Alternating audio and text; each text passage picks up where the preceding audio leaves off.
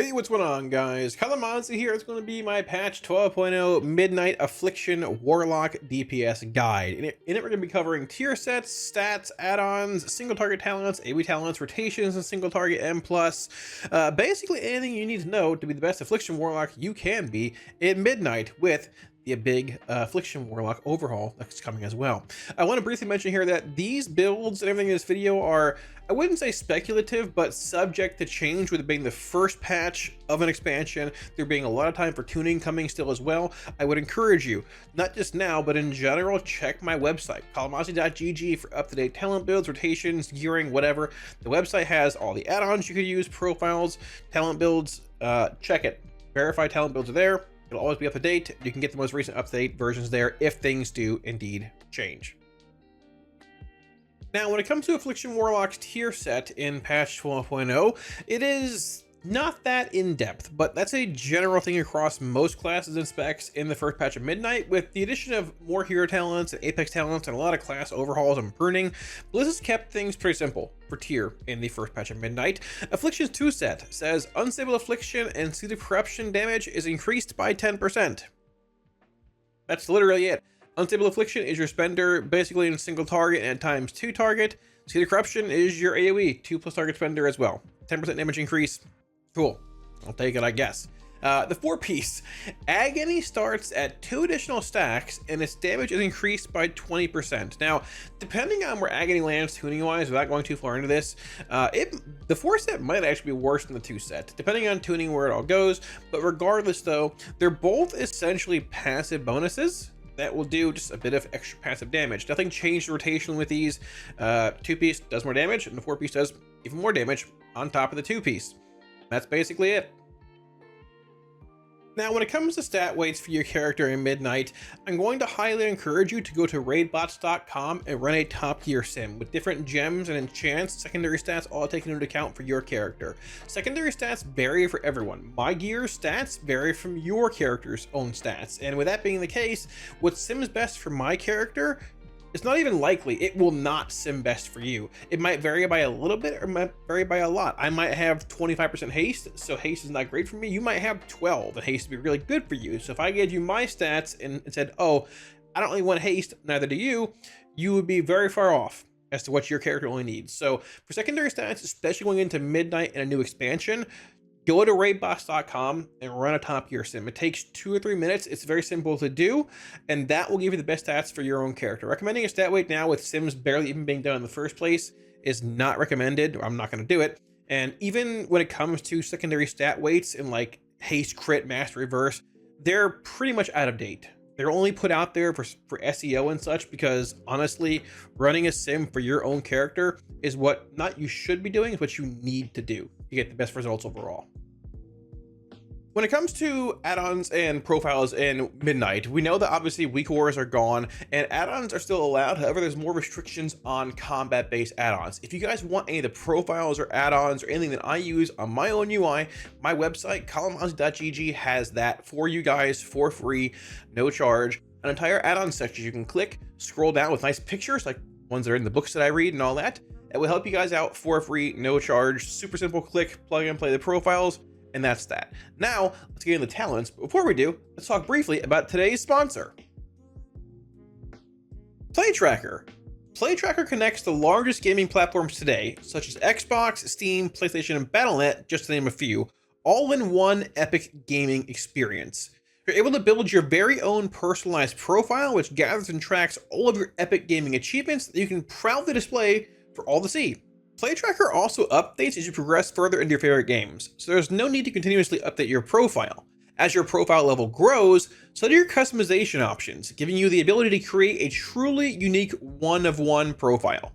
In addition to earning rewards by tracking your cross-platform game library, you can send personal challenges to friends across multiple platforms with ease. You heard it right. There's no need to play on the same platform as your friends to share in the same Playtracker space and compare achievements. Be sure to head to playtracker.net/Kalamazi to make an account and begin playing and, well, tracking today. Now, before we get into the talents here, I do want to mention very briefly that these talent builds are what's simming highest currently, with sims being sort of fleshed out on beta and such. I would highly encourage you to check my website, kalamazi.gg, after launch in case talent builds change. They very well might. I can update the site on the fly super easy. I can't go back and update videos like this. These builds will be linked down below in the description. There's actual video here.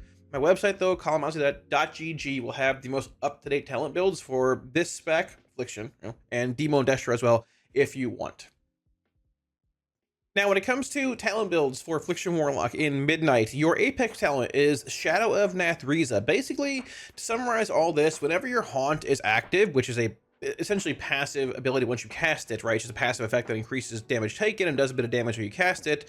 You have a chance to spawn in a Dreadlord, which drops a big meteor on the target. It does indeed do a lot of AoE cleave damage if it procs an AoE, and it's not terrible in single target either. Rank 2 increases damage of Haunt, and Haunt increases the damage taken from the target by an additional 4%, so that's very strong there. Obviously, you want to maintain as high of a Haunt uptime as possible. And besides that, the damage effect, like of Wrath and Nathriza and that, it's just basically passive. But it's a cool ability. When it spawns in, it shows a big Dreadlord behind you. You might see it a little bit later on in the rotation section. Now, as far as single target talents are concerned, we're looking at Soul Harvester here, which is currently the better simming single target build of Affliction by a little bit here. A couple things have changed from what we saw, and I played a good bit on beta. Now that sims are out or mostly finished at this point, the big thing is we're playing Shadowbolt over Drain Soul in both single target pure talents. Spoilers ahead. Here's Hellcaller. Now, when it comes to Drain Soul, I assume Drain Soul will be better when it came to having Death's Embrace change back to being a larger execute amp in Midnight. Drain Soul, also 20% or below, gains a 100% damage increase. So you have Drain Soul damage amp, Death's Embrace damage amp, Nightfall damage amp, and other amps in the Soul Harvester tree here as well. They're very, very close in sims, and I wouldn't be surprised to see Drain Soul played in a handful of settings or a fight where you want a bit stronger execute damage, but a bit less overall consistent damage, I guess. Shadowbolt will be more of a consistent, I guess, filler damage profile across the whole spec. Drain Soul will have more of an amp, obviously in that 20 or below setting, but, you know, a bit less consistency, or a bit less of a lower, like, value before you get to that actual execute ramp part of the fight. So, currently, though, Shadowbolt is indeed simming a bit higher than Drain Soul, so we're playing that in the default build here. We are not playing Sudden Onset, we are playing Malefic Grasp, and for the most part, everything else here is pretty similar. We're playing Fatal Echoes, obviously, playing Cascading Calamity, Death's Embrace, things like Xavius' Gambit, Ravenous Afflictions, and such do indeed round out the rest of the talent build here.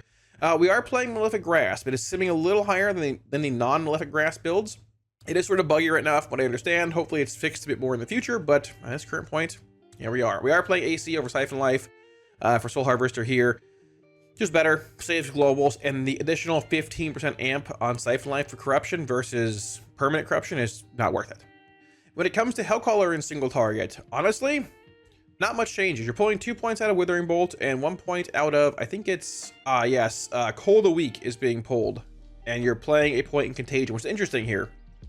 So, we're playing basically 2 points from Withering Bolt. We're putting 1 over here in Sudden Onset, 1 over here in Potent Soul Shards, and we're pulling 1 out of Cold a Week into Contagion. Dark Harvest, and if you haven't played Soul Harvester, we'll look at that in the rotation section in a minute here. Dark Harvest is a large part of Soul Harvester's shard generation. Whenever you cast Dark Harvest, which is about a 35-40-ish second cooldown, it gives you 3 soul shards that you generate over the channel. It does damage, and the cooldown of Dark Harvest is a minute, but it's reduced by Cold a Week. Whenever you cast UA or Seed, get a bit of CDR in there. When you're playing Hellcaller, however, you do not get like the shard generation from this. It's just a damage effect you hit every minute or so. You have Malevolence being a minute cooldown, which is fine on its own, but for Hellcaller, currently in Sims, it looks like you're just hitting this on a minute cooldown, doing some damage, and that's mostly it. Nowhere near as flashy as Soul Harvester, but that is the case. Besides that, playing some more dot damage amps and things like Contagion, Sudden Onset, and Potent Soul Shards makes sense. Your damage profile is more based around Wither and other dot effects as well, so amplifying those effects, still pretty strong and a little bit stronger than, you know, what Soul Harvester is doing with things like Withering Bolt and things based around its damage profile. If you're looking for Mythic Plus talents for Affliction Warlock in Midnight, this is where I would start if you are playing Soul Harvester. Now, I'm going to spoil things here. Not much really changed between these two builds here. I haven't really seen many AoE sims at this point yet for Affliction. I haven't run any on my own. I played a decent bit of it in M+, and this is roughly where people have landed build-wise, barring a couple points being in different spots. So when it comes to Soul Harvester here, obviously you have Dark Harvest, the Shard Gen part of it being through Shadow of Death still and all that. We're playing Drain Soul in both these builds here. The big bonus that Drain Soul has in M+ in settings where mobs are dying is that if you're casting Drain Soul on a mob when it dies, you get a shard back. Shard's pretty relevant in M+, for spamming more seeds, doing whatever, obviously pretty good. And with it being so close to Shadow Bolt in single target, opted for Drain Soul in this scenario for a plethora of reasons. Putting that aside, still playing Absolute Corruption for both here does indeed sim higher when it comes to like single target, everything being combined. And honestly, the only point that changes for me between these two is I'm pulling a point out of Eye Contract from Soul Harvester and putting it over here in Malediction for Hellcaller. That's basically it. A bit more dot damage amps, wither damage, Malediction amps that obviously and such. And being real, there might even be a shift back into Eye Contract or out of it for both, depending where things go in Sims. Not totally sure. It's one of those last things where it's like the couple of talent points you have that are flexible are a little finicky. You just gotta sim it and play it out a bit. But this is where I've been for Soul Harvester and Hellcaller for the last couple weeks, months on beta.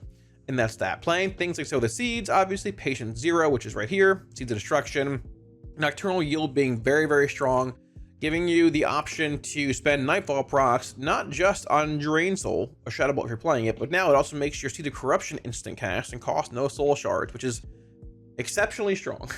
Very, very good. That feels like it's a lot of fun to play in M+, due to seed spam being back with Sow. And yeah, if you haven't played it, I would encourage you to do so. Links to the builds down below. Now, when it comes to Affliction's single target opener in Midnight, we have Soul Harvester and we have Hellcaller for two different talents here. I'm going to show both openers here and talk a bit about the actual maintenance rotation because things do change a bit. The main difference here with Soul Harvester, you're playing Cold or Dark Harvest in both for Soul Harvester and Hellcaller, but Hellcaller currently in Sims is not playing Cold a week, which means this is going to be a baseline 1 minute cooldown. There's no cooldown reduction for Hellcaller with Dark Harvest.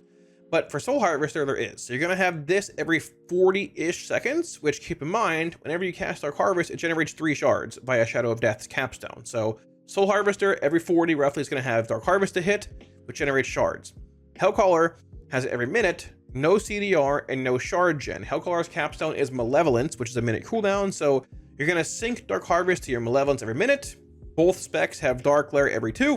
So it's going to be, Dark Glare, Malevolence, Dark Harvest on pull for Hellcaller. Then a minute later, you have, Dark Harvest, Malevolence. And a minute later, it's 2 minutes into the fight, so you have all 3 again.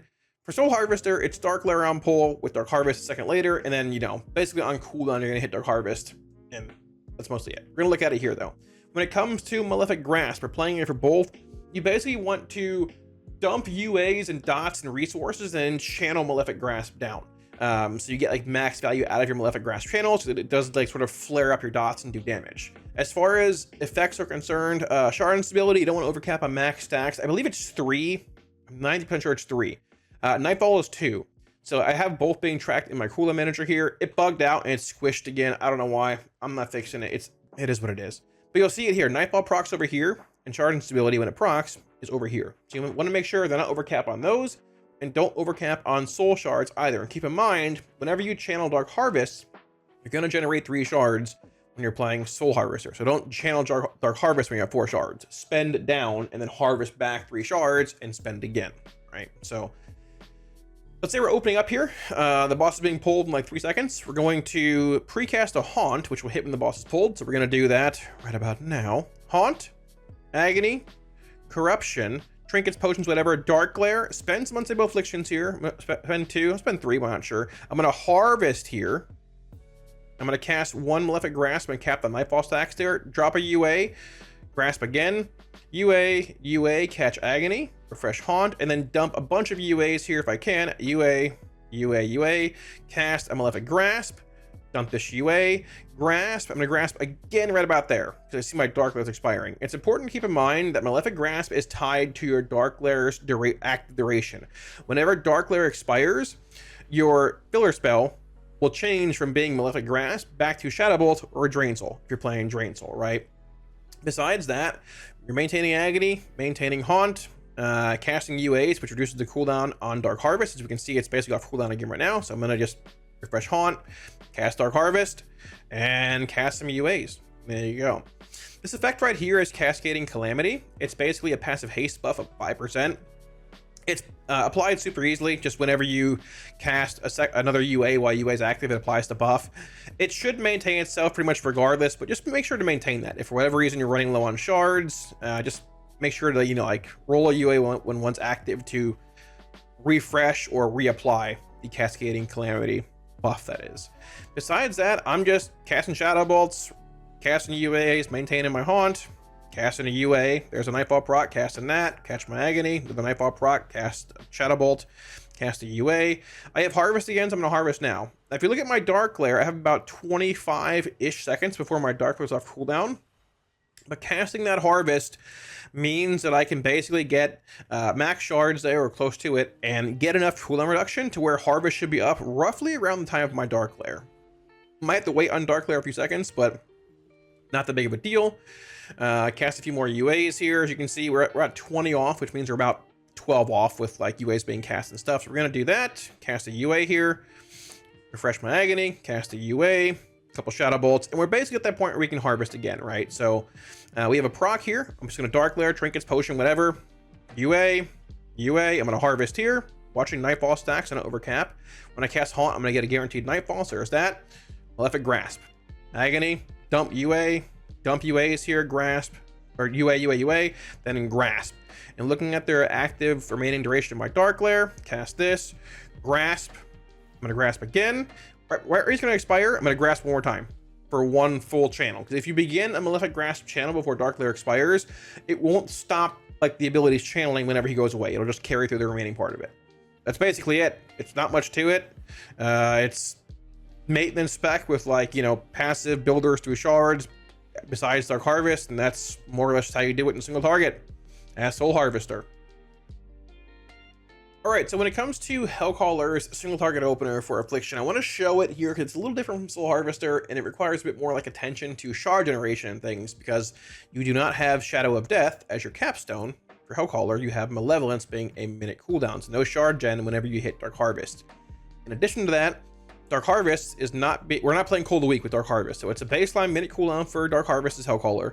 Malevolence minute cooldown is Hellcaller, but Dark Lair still playing Grasp and all that. You don't have the hit a button every 40 and generate 3 shards playstyle you have with Soul Harvester. Hellcaller I think feels a bit worse than Soul Harvester playstyle wise, but still here, I want to show the rotation.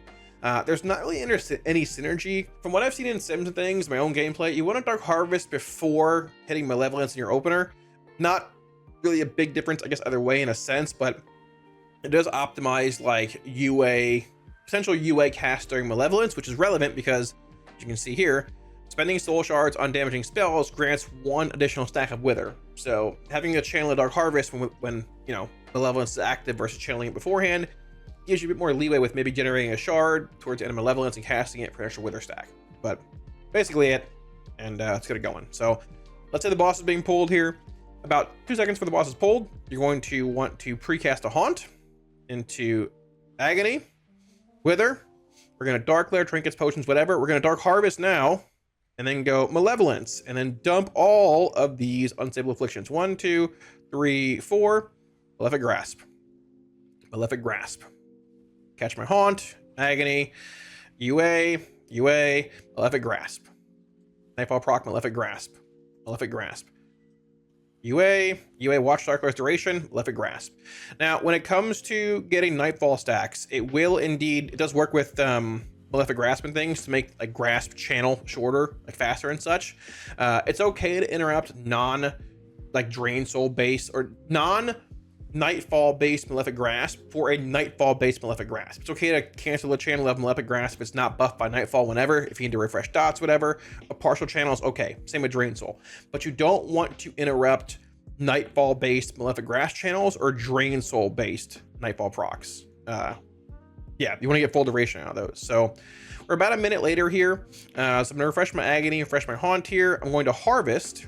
Then I'm going to pop my Malevolence. We only have 2 shards here. I overspent a little bit. Should have like 4, 5 going into this window, but I'll cast 3. We'll gen 1 in a second here too. You just want to dump UAs during Malevolence again, because it gives Wither additional stacks, and just this is your like mini damage window a minute later, right? So dumping, Agony refresh, shard instability proc there, and a shard. Dump these 2. Just spending. No Malefic Grasp here because you have no Dark Lair. It's coming up in about 30-ish seconds. There's a Dreadlord spawning in from Apex Talent. There's 2. Wow, very cool. Look at that. Refresh Agony, and this is basically it. Now, we have Dark Lair in about 20, Dark Lair in 23, and we have Malevolence in about 20-ish. So I'm going to cast a UA here and cast one again to catch Cascading Calamity, and I'm going to start pooling a bit here. I'm going to refresh my Haunt, refresh Agony. I'm going to pool a little bit for Dark Lair. I want to have like 5 going into Glare, roughly, right? So we're going to bolt a little bit here. It's off cooldown, waiting on these 2 a little bit. Refresh Agony a little early. I'm going to Harvest now, pop Malevolence, pop Dark Lair, and we have 4 shards plus a proc. UA, there's a shard hitting right there. 4, 5, 6 UAs. Grasp. Refresh Haunt. UA, Grasp. You catch Agony here right about now. Do that. There we go. Grasp. We have a proc and a shard coming in. Grasp. And refresh Grasp again right about now. There you go. Bang. There you go. So that's basically it. You have these smaller like minute windows for spending. You have these larger 2-minute windows with Dark Lair spending in. Besides that, you maintain Agony, you maintain Haunt. You sort of pull your shards in a manner where you have them for those minute windows, and that's the gist of Hellcaller. But you can see the difference here. There's no on-demand hit Dark Harvest and have shard gen like Soul Harvester does. Now, when it comes to Mythic Plus, playing Soul Harvester, opening up on a large pack, typically where you're going to be casting multiple Seed of Corruptions. Seed via Sow the Seeds is your main AoE spender, obviously. You're going to cast Seed in 2 or more target settings. Keep in mind that Nightfall does indeed mean instant cast Seeds with Eternal Yield in this talent, in this build right here. We're going to look at Soul Harvester. I'm going to show both Soul Harvester and Hellcaller in 2 different sections here because they vary a little bit.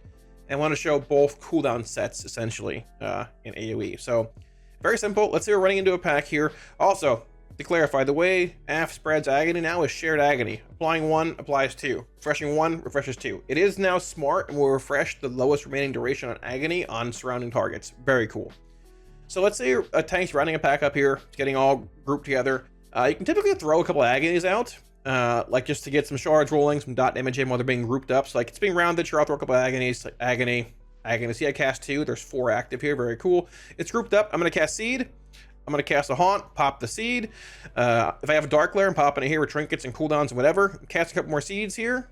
I'm going to cast my Dark Harvest. Harvesting does damage. Big harvest. Catch a couple of UAs or Agonies with refresh there. Seed. My Agonies fell, honestly, but I have so many Seeds or shards right now. I'm just casting a couple of those. I'm going to refresh my Haunt here. Very important to keep Haunt up as much as possible because it can indeed proc your Apex talent, which spawns in the Dreadlord that does big damage in AoE. Look at this Agony. Catch it before it falls. Refresh that. There we go. Catch a couple of Agonies here and just Seed. Cast Haunt. There's my Dreadlord. Seed. And if you see, my Dark Harvest is basically off cooldown right about now. So I'm harvesting. More shards coming in. Seed. It's very simple. There's not much to it. Seed. If you want, catch these Agonies when they're falling. It is like worth maintaining Agony. However, its max stack count in Midnight is 8. It's not like 20 anymore like it used to be in Warcraft and things. If it falls for a couple seconds when you're maxed out on soul shards, just wanting to dump more burst damage with Seed and so, it's not the end of the world. Just refresh a couple of them whenever you want. Even hitting Agony once spreads 2 Agonies here and it refreshed there, right?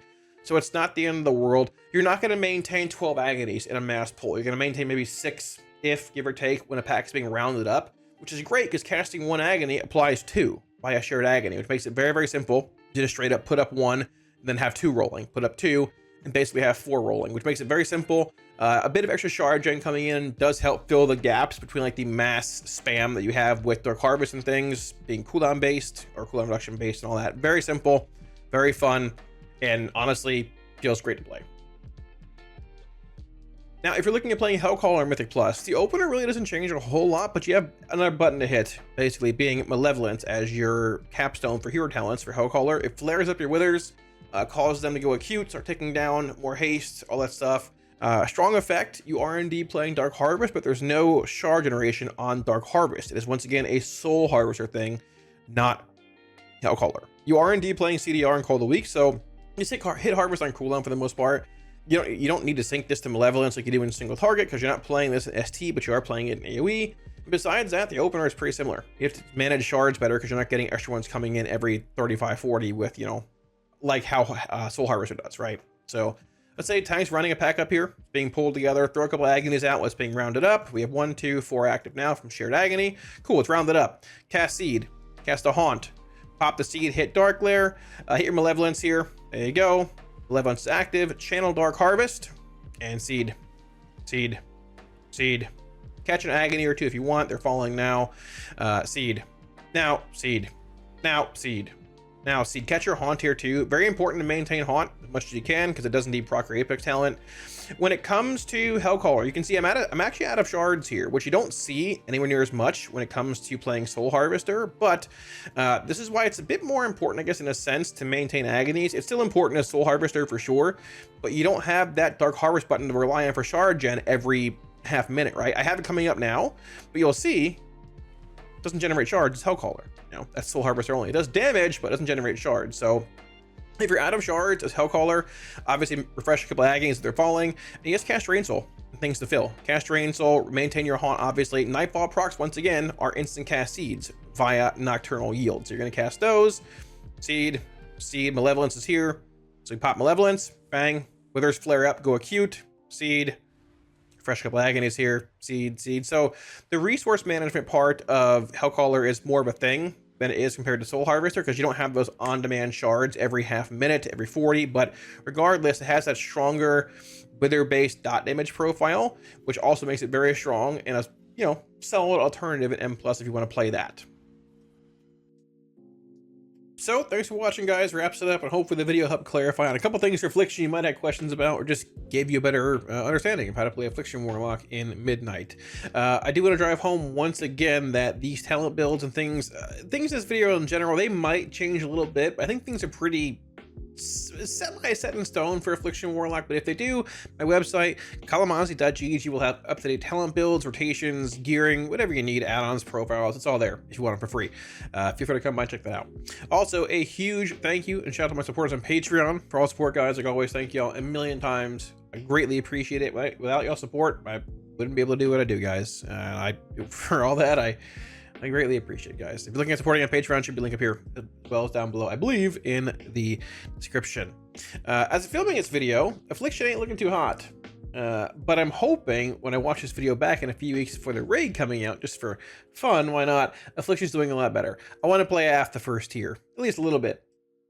Fingers crossed that it comes true, but regardless, AF's a lot of fun. If you're looking at playing AF as an alt or even as a main this expansion, I would highly encourage you to do so. Affliction Warlock's a lot of fun. Let's just hope the numbers come up a little bit. Thanks for watching, and I'll catch y'all again soon on stream. Peace.